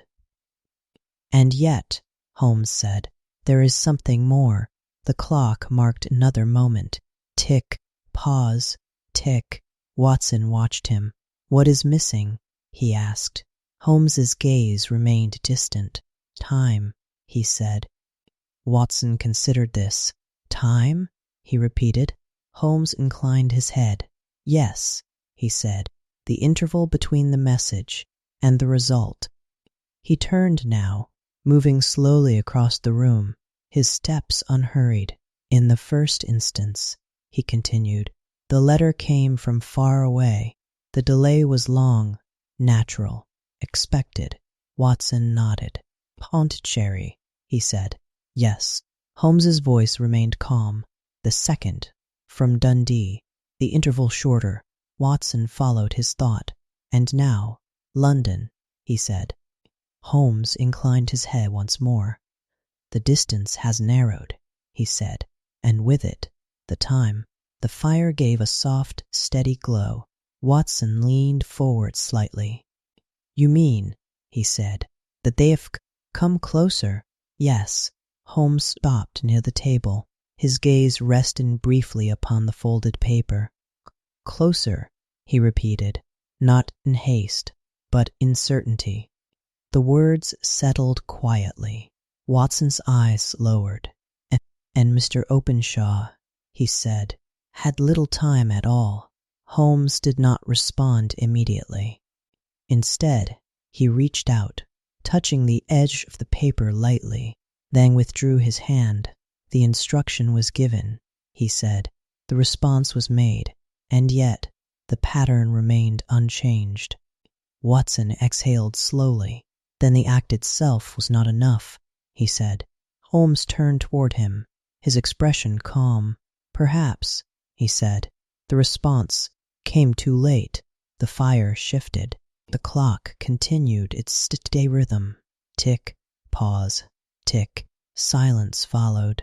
Watson leaned back once more, his gaze drifting toward the fire. It seems, he said, that the matter was decided long before the letter arrived. Holmes allowed a faint, thoughtful breath. Yes, he said, it may be so. The room held its quiet. Outside, the day moved on, unchanged. A carriage passed. Footsteps followed. Voices rose and faded, carried away by distance. Holmes returned to his chair, lowering himself slowly, his posture relaxed, his gaze thoughtful. There is another question, he said. Watson looked up. Yes. Holmes rested his hands together. If the pattern has brought them here, he said, what remains to be done? The words did not carry urgency, only quiet consideration. Watson regarded him. You mean, he said, whether it will continue? Holmes inclined his head. Yes. The fire glowed softly. The clock ticked on. Watson considered this, then spoke. Or whether it has reached its end. Holmes allowed a faint smile to touch his lips. Endings, he said, are rarely as simple as they appear. The room grew still once more. The fire breathed. The light shifted. And Holmes sat in quiet thought, not troubled, not hurried, but attentive, as though listening for something that had not yet fully revealed itself. The afternoon passed slowly. Light softened as it moved across the room, settling into a quieter tone, as though the day itself had grown reflective. Baker Street remained unchanged, warm, steady, and calm. The fire continued its gentle glow, its embers shifting with a slow, familiar rhythm. Sherlock Holmes sat at the table now. Before him lay several sheets of paper, their surfaces marked with careful notes, lines drawn lightly, names and places arranged without haste. He worked not with urgency, but with patience, as though each detail would reveal itself when given enough time. Dr. Watson watched from his chair, his gaze steady. You have begun, he said softly. Holmes inclined his head. Yes, he replied. The pattern invites it. The clock marked the passing of another moment. Tick, pause, tick. Holmes moved a sheet slightly to one side. We have 3 points, he said. Pondicherry, Dundee, and London. Watson nodded. The letters, he said. Yes. Holmes' finger traced an invisible line across the paper. They move, he continued. Not randomly, but a long path, a path that narrows, that approaches. Watson leaned forward slightly, and from that, he said, you can follow them. Holmes gave faint, thoughtful breath. Perhaps, he said, or at least understand how they travel. The fire shifted softly. Consider the first letter, Holmes went on. It was sent from Pondicherry, a distant port. The delay between its sending and its effect was long. Watson listened. The second, Holmes continued, from Dundee, a nearer point, the interval shorter. Watson folded his hands. And the last, he said, from London. Holmes inclined his head. The shortest interval of all, he said. The words settled quietly. Watson's gaze lowered. "They are not merely moving," he said. "They are arriving." Holmes allowed a faint smile. "Yes," he said, "arriving." The fire gave a soft glow. Holmes leaned back slightly, his eyes thoughtful. "If we consider not only the places," he said, "but the nature of those places." Watson watched him. "Ports," Holmes continued, "each one, points of departure and arrival." Watson nodded slowly. "Ships," he said. Holmes inclined his head. "Precisely." The clock ticked on. Tick, pause, tick. "The letters travel as ships travel," Holmes said, "carried across distance, arriving with time." Watson leaned back, his thoughts following. "And those who sent them," he said, "travel as well." "Yes." Holmes reached for another sheet, his movements calm. "They are not fixed," he said. "They move, and yet they remain consistent. The mark does not change. The method does not change." Watson considered this. "A group," he said, "bound by habit." Holmes gave a slight nod. "Or by agreement," he said. The fire breathed softly. Holmes turned his attention to a small book at the edge of the table. He opened it slowly, turning pages without haste, his eyes moving across the lines with quiet focus. Watson watched in silence. After a time, Holmes paused. "There is a record," he said. Watson leaned forward. "Of what?" he asked. "Of ships," Holmes replied. "Arrivals, departures, movements across the sea." He turned the book slightly, his finger resting upon a line. "A vessel named Lone Star," he said quietly. The name settled into the room. Watson repeated it softly. "Lone Star." Holmes inclined his head. "It has made port in each of these places," he said, "at times that align with the letters." Watson felt the quiet clarity of it. "The same ship," he said. "Yes." Holmes closed the book gently. "The movement is not random," he said. "It is carried." The fire glowed steadily. Watson leaned back, his voice calm. "And those upon the ship," he said, "carry the pattern with them." Holmes nodded. "They bring it ashore," he said. "And when their purpose is complete, they move on." The clock marked another passing moment. Tick, pause, tick, silence followed. Not empty, but settled. Watson's gaze drifted toward the window, where the light had begun to fade, the edges of the day softening into evening. "And now?" he asked. Holmes rested his hands together. "Now," he said, "we know the path." The words carried no urgency, only quiet certainty. Watson regarded him. "And what will you do?" Holmes allowed a faint, thoughtful breath. "What can be done," he said, "must be done without haste." The fire shifted. The room remained warm. "And the ship?" Watson asked. Holmes's gaze returned to the table. "It will move again," he said. "As it always has." Watson nodded. "And when it does?" Holmes looked up, his expression calm. "Then," he said, "we shall be ready to follow, not the ship, but the pattern it carries." The clock ticked. The fire breathed. And beyond the quiet of Baker Street, the unseen movement of the sea continued, steady and unbroken, carrying with it the answer that Holmes had begun, slowly, to uncover. Evening settled gently over Baker Street. The light beyond the window faded into a soft gray, then deeper still, until the lamps along the street began to glow, one by one, steady and quiet. The city did not grow silent, but it softened, as though it too had chosen to rest. Inside, the sitting room remained warm. The fire had been tended once more, its glow steady and low, the embers shifting with a slow, familiar rhythm. Shadows moved lightly along the walls, never still, yet never hurried. Sherlock Holmes sat at the table, the small book of shipping records closed before him. His hands rested lightly upon its cover. his gaze thoughtful but calm. Dr. Watson watched from his chair. "You found them," he said. Holmes inclined his head slightly.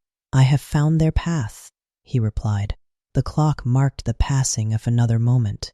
Tick, pause, tick. Watson leaned forward. "And the ship," he said, "the Lone Star?" Holmes nodded. "It has left London," he said, "not long ago, bound once more for the sea." Watson considered this.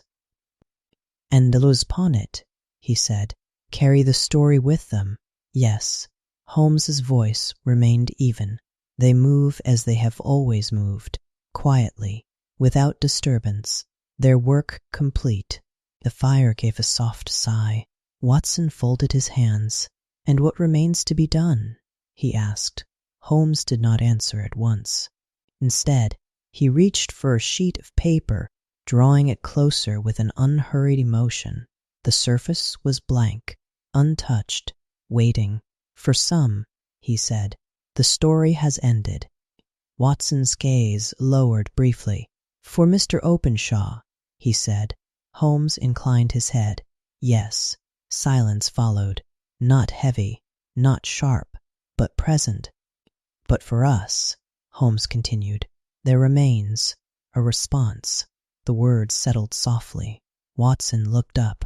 "A response?" he asked. Holmes gave a faint, thoughtful smile. "They have sent their message," he said. "It is only fitting that it be returned." The fire glowed steadily. Watson watched as Holmes reached for the pen, dipping it lightly into the ink. His movements were calm, precise, as though each action followed a rhythm already known. "And what will you send?" Watson asked. Holmes paused, the pen resting just above the paper. "The same," he said quietly. Watson understood. "The pips," he said. Holmes inclined his head. "Yes." From a small drawer at the side of the table, Holmes produced a small object, simple, unremarkable. He opened it, revealing within a few dried orange pips, carefully kept. Watson observed them quietly. "They are small things," he said. Holmes allowed a faint breath. "Small," he replied. "And yet they carry meaning." The clock ticked on. Tick, pause, tick. Holmes placed 5 of the pips upon the paper. They rested there, light and still. Then, with calm precision, he began to write. Watson did not lean closer. He did not need to see the words. The act itself was enough. The steady movement of the pen, the quiet certainty of its path. After a moment, Holmes set the pen aside. "It is done," he said. He folded the paper carefully, enclosing the pips within, his movements unhurried, deliberate. "And to whom will it be sent?" Watson asked. Holmes reached for the shipping record once more, opening it to the marked page. "To the captain," he said, "of the Lone Star." The name rested quietly in the air. Watson inclined his head. "And it will reach them?" he asked. Holmes gave a slight nod. "In time," he said, "as all things do." The fire shifted softly. Watson leaned back, his gaze thoughtful. "This is not justice," he said. "Not in the usual sense." Holmes looked toward him, his expression calm. "No," he said, "it is not." The room held its quiet. "It is balance," Holmes continued. A message returned, not in haste, not in anger, but in recognition. Watson considered this. "And what will follow?" he asked. Holmes allowed a faint, almost distant smile. "What follows," he said, "belongs to the sea." The words settled gently. Outside, the night deepened. The lamps glowed softly. The city moved and rested in equal measure. Holmes rose, taking the folded letter in his hand. He moved toward the mantel, placing it carefully beside the clock, not as something urgent, but as something already set in motion. "It will be sent," he said. Watson nodded. "Yes, The clock marked another passing moment. Tick, pause, tick. Silence returned. The fire breathed. Watson closed his eyes briefly, feeling the calm of the room settle around him. "You have answered them," he said softly. Holmes remained by the mantel, his gaze resting upon the letter. "Yes," he replied. Outside, beyond the quiet streets of London, the city moved unseen, steady and unbroken, and somewhere upon its dark surface a ship continued its course, carrying with it the same quiet certainty that had begun this story, and now, slowly, carried it toward its end. Night deepened beyond Baker Street. The city grew quieter, its movements softening into distant sounds that rose and faded without urgency. Lamps glowed behind misted glass, their light gentle and unfocused, as though the world itself had chosen to blur its edges. Inside, the sitting room rested in calm. The fire had settled low, its embers glowing with a deep, steady warmth. Shadows moved slowly along the walls, stretching and fading, never still, yet never hurried. Sherlock Holmes sat in his chair, his posture relaxed, his gaze resting lightly upon the mantel where the folded letter lay. Dr. Watson remained nearby, his thoughts moving quietly, without direction. The clock marked the hour. Tick, pause, tick. For a time, neither spoke. Then Holmes leaned back slightly, his eyes half-lidded. "The sea," he said softly, "has a way of completing what has been set in motion." Watson lifted his gaze. "You believe the letter will reach them?" he said. Holmes inclined his head. "In time," he replied, "as all things that travel must." The fire gave a soft sigh. Watson leaned back in his chair, his voice calm. "And when it does?" Holmes did not answer at once. Instead, he let the question settle into the quiet, as though its answer did not require words. "What happens upon the sea," he said at last, "is not hurried." The words drifted gently. Watson closed his eyes for a moment, imagining it, the wide, open water, the steady movement beneath a darkened sky. "The ship," he said softly, "it moves without pause." "Yes." Holmes's voice remained even. "It follows its course," he said, "day and night, wind and calm, always forward." The clock ticked on. Tick, pause, tick. Outside, the mist thickened slightly, pressing softly against the windows, though the room within remained warm. Watson spoke again, his voice quieter now.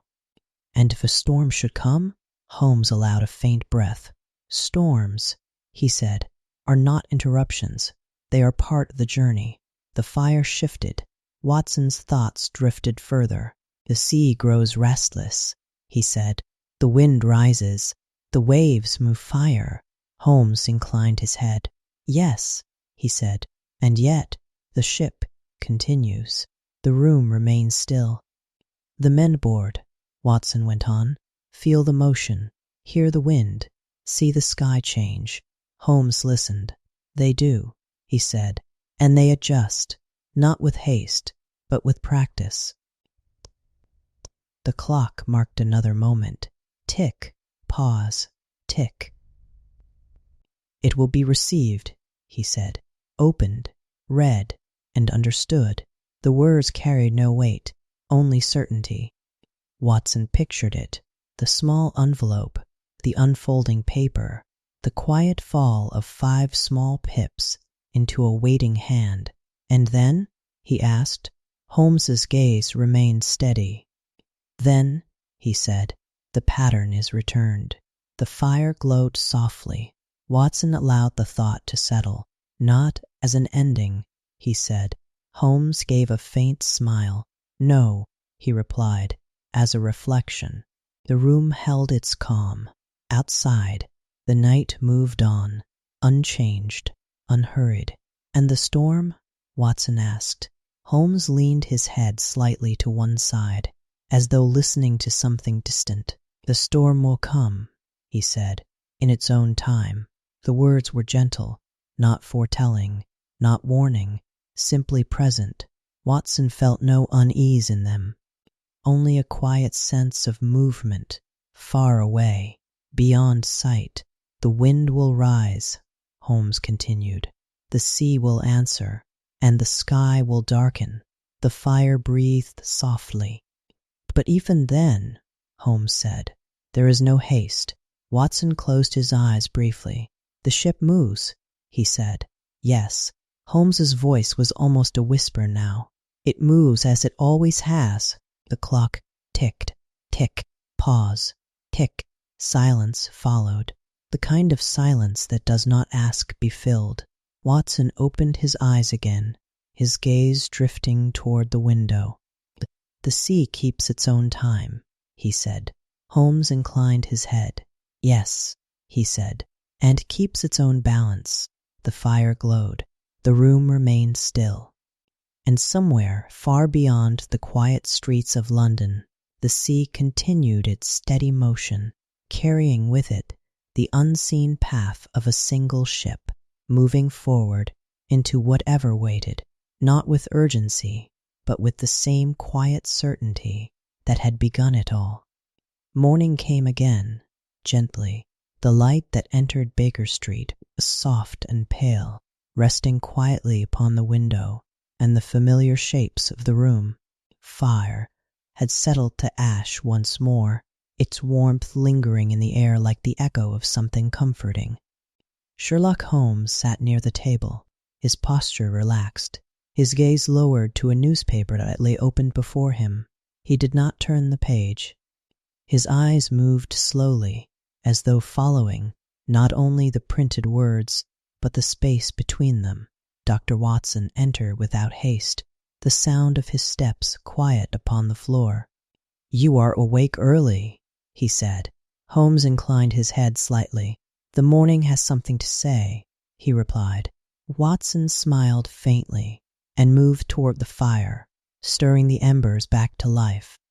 The coals responded slowly, a soft glow returning as he placed a small piece of coal among them.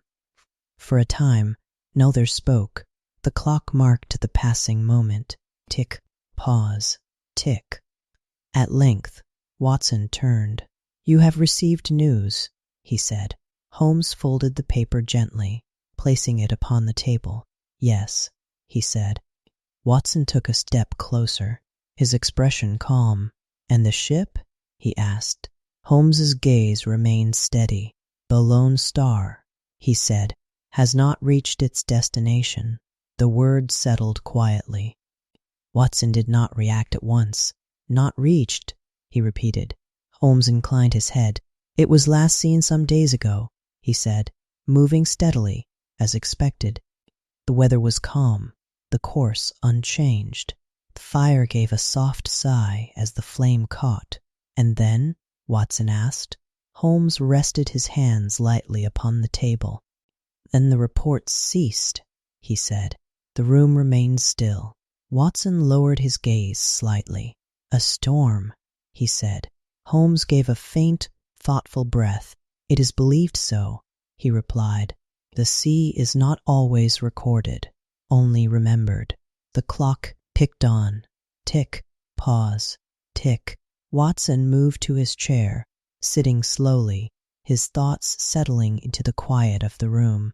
"And the ship?" he asked. Holmes shook his head gently. "No trace, lips found," he said.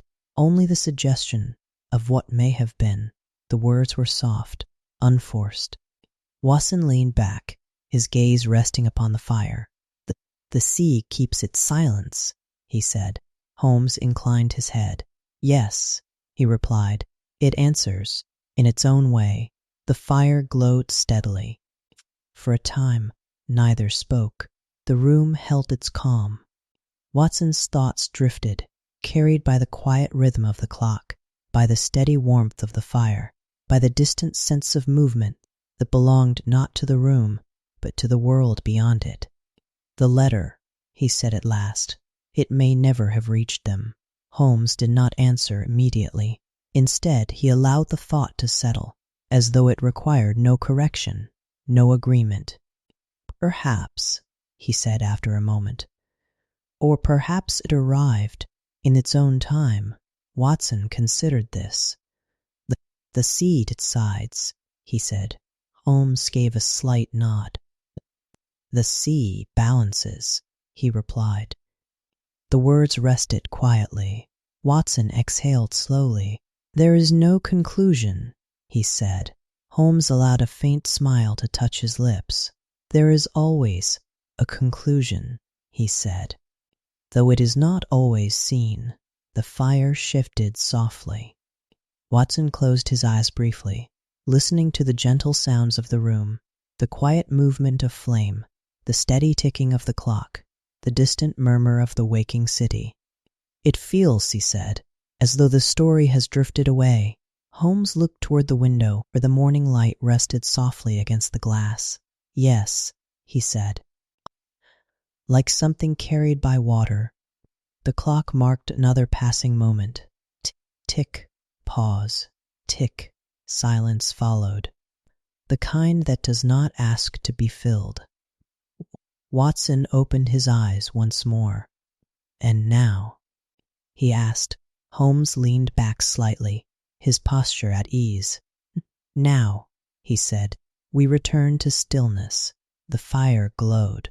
The room remained warm. Outside, the city moved quietly, its rhythms unchanged. And far beyond it, unseen and unmeasured, the sea continued its slow, steady motion, holding within it the answers it had been given, not with words, but with time. It passed without demand. Light moved slowly across the rooms of Baker Street, softening as it went, until it settled into the calm tones of evening. Nothing pressed for attention. Nothing asked to be hurried. Inside, the fire had been light again. Its glow was steady, warm, and familiar, casting a gentle light that touched the edges of the room without disturbing its quiet. The air held that faint scent of wood and smoke, comforting in its simplicity. Sherlock Holmes sat in his chair, his posture relaxed, his gaze resting upon the fire. "Doctor." Watson sat nearby, his hands folded loosely, his thoughts moving with the same slow rhythm as the flames. Tick, pause, tick. The clock marked the passing moments. For a time, neither spoke. The story had settled, not with a clear ending, but with a quiet acceptance. What had been set in motion had reached its own conclusion, beyond the reach of further action. Watson leaned back slightly, his voice calm. "It has come to rest," he said. Holmes inclined his head. Yes," he replied, in its own way. The fire shifted softly. Watson watched the embers glow, their light deep and unchanging. "There was no answer," he said, "no explanation given, no account made." Holmes allowed a faint, thoughtful breath. "Not all stories explain themselves," he said. "Some are simply carried forward until they no longer need to be." The words settled gently. Watson considered them. "And Mr. Openshaw," he said quietly. Holmes did not look away from the fire. "He's part of the story," he said, "and now part of its stillness." There was no weight in his voice, only calm. The clock ticked on. Tick, pause, tick. Outside, the evening deepened. The last of the daylight faded from the windows, replaced by the soft glow of the street lamps, their light diffused by the lingering mist. Watson drew a slow breath. "It feels unfinished," he said. Holmes allowed a faint smile. "Only because we are accustomed to seeing endings," he replied. "This one simply rests." The fire breathed. The room remained still. Watson's gaze drifted toward the mantel, where the letter had once been placed. It was no longer there. Nothing remained of it now, only the memory of its presence. "You sent your message," Watson said. "Yes, and yet," Watson continued. "We do not know if it was received." Holmes inclined his head slightly. "Knowing," he said, "is not always required." Watson nodded, understanding. "The act itself," he said. "Exactly."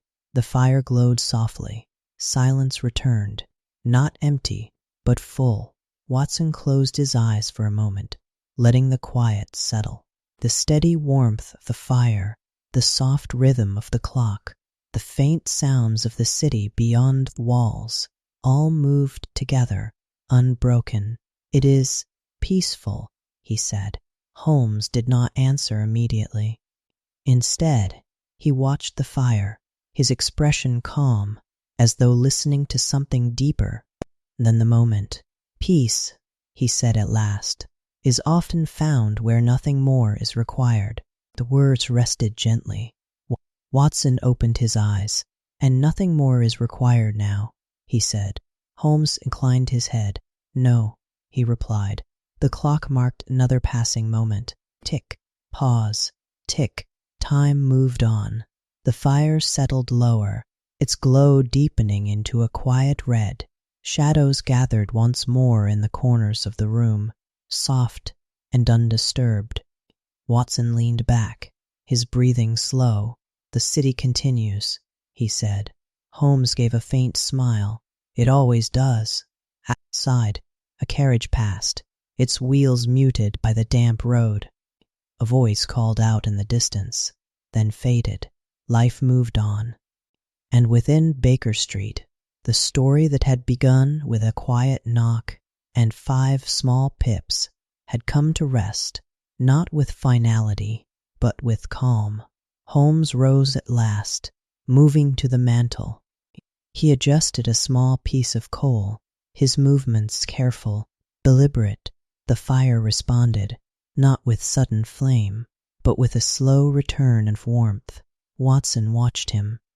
"You do not dwell upon it," he said. Holmes turned slightly. "Dwelling," he said, "is another form of resistance." Watson smiled faintly. "And you do not resist?" Holmes shook his head.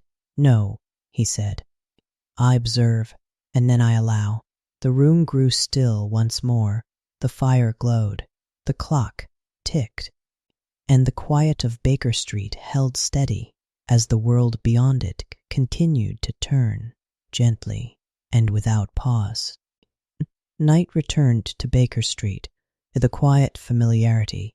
The city beyond the windows had softened once more, its movement fading into distant sounds that came and went without drawing attention. Lamps glowed along the street, their light blurred by the faint mist that lingered in the air, turning everything into something gentler, less defined. Inside, the sitting room rested. The fire had burned low again, its embers glowing softly beneath a thin layer of ash. Now and then, a faint pulse of orange would move through it, like a slow breath, steady, unbroken. Sherlock Holmes sat in his chair, his posture at ease, his gaze resting upon the fire. Dr. Flaff. Watson remained nearby, settled comfortably, his thoughts no longer searching, no longer turning, but simply resting. Tick, pause, tick. The clock marked the passing of time. For a long while, neither spoke. The room did not need words. It held everything it required: the warmth of the fire, the quiet rhythm of the clock, the soft presence of 2 men who had seen a story unfold and allowed it to find its own end. Watson leaned back slightly, his voice low. "It's quiet again," he said. Holmes inclined his head. "Yes," he replied, "as it was." The words settled gently. Outside, a carriage passed along the street, its sound softened by distance. Somewhere farther away, a door closed, then silence returned, just as softly. Watson let his gaze drift toward the window, where the faint outline of the city rested beneath the night. "It feels," he said, "as though nothing has changed." Holmes allowed a faint smile. "And yet," he said, "everything has." The fire shifted, a small ember settling inward. Watson considered this. "The story has passed," he said. Holmes nodded. "Yes, and left no trace," Watson added. Holmes leaned slightly forward, his hands resting together. "No visible trace," he said. "But that does not mean it is gone." The clock ticked on. Tick, pause, tick. Watson closed his eyes briefly, listening to the fire, to the silence, to the steady, unbroken rhythm of the room. "What remains?" he said softly. Holmes's gaze rested upon the embers. "Understanding," he replied, "and stillness." The words were simple enough. The fire breathed. The room remained warm. Watson opened his eyes once more, his thoughts now quiet, no longer searching for answers, no longer needing them. "It is enough," he said. Holmes inclined his head. "Yes." Silence returned, deeper now, more complete. Outside, the city moved on, unseen, untroubled. The mist drifted through the streets, softening the edges of the world, just as it had before, just as it would again. Holmes rose slowly, moving to the mantel. He adjusted the fire once more, placing a small piece of coal among the embers. The glow responded gently, never rushing, never demanding attention. Watson watched him. "You always return it to this," he said. Holmes turned slightly. "To what?" he asked. Watson gestured lightly to the room. "To stillness," he said. Holmes allowed a faint, quiet smile. "It is where all things return," he said. The clock marked another passing moment. Tick, pause, tick. Holmes resumed his seat. The fire settled. The room grew quieter still. Watson leaned back, his breathing slow and even, his thoughts drifting, not toward anything in particular, but simply away. The story had ended. Not with noise, not with final words, but with the same quiet certainty with which it had begun. A knock, a letter, 5 small pips, and then time. The fire glowed softly. The clock continued its gentle rhythm, and Baker Street rested, calm, warm, and still. As the night deepened, and the world beyond faded into silence, the last of the embers dimmed, their glow softening into quiet warmth. Nothing more was required, nothing more needed to be known. Only the steady comfort of the room, the soft passing of time, and the gentle, unbroken invitation to rest.